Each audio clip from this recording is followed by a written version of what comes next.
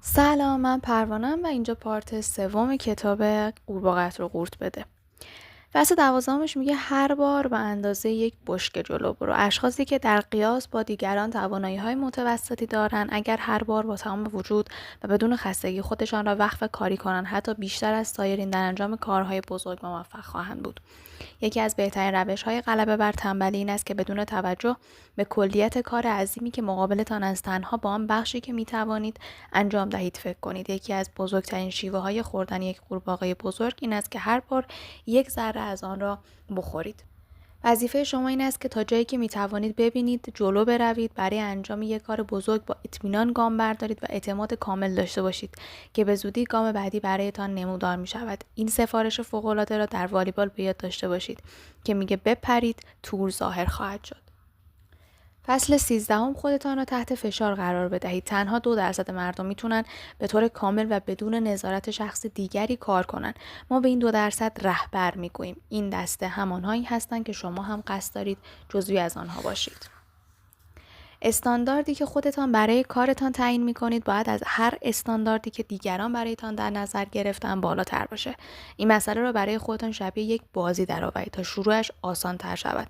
کمی سخت‌تر و کمی بیشتر کار کنید.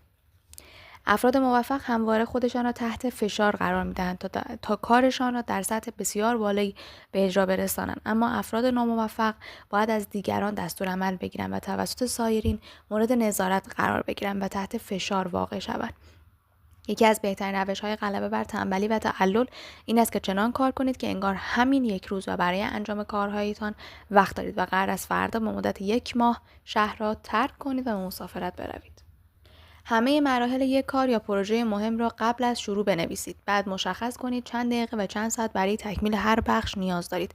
تقویم روزانه و هفتگی خودتان را تنظیم کنید تا حین کار انجام زمانهای مجزایی برای هر کدوم از وظایفتون داشته باشید. فصل 14 میگه توانایی‌های شخصیتان را به حداکثر برسونید. حقیقت این است که در طول روز زمانهایی به خصوصی برای شما وجود دارد و این زمانها هنگامی هستند که شما در بهترین حالت خود هستید. باید این اوقات را تشخیص دهید و خودتان را مجبور کنید تا از آن برای انجام مهمترین و چالش برانگیزترین وظایفتان استفاده کنید. این گفته درست است که استراحت به اندازه تغییر و تحول مفید هستش. یعنی اینکه شما باید سعی کنید خواب کافی و استراحت کافی داشته باشید تا بتونید بازدهی مناسبی داشته باشید.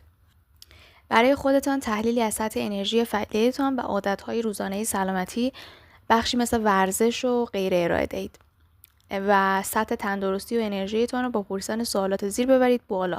من کدام یک از فعالیت‌های جسمی رو بیشتر باید انجام بدم؟ کدوم فعالیت رو باید کمتر انجام بدم؟ چه کاری رو انجام ندادم؟ و برای اینکه در انجام کارم بهترین باشم باید اون رو شروع کنم. چه کاری است که تاثیر بدی بر سلامتی هم داره و باید انجام اون رو متوقف کنم؟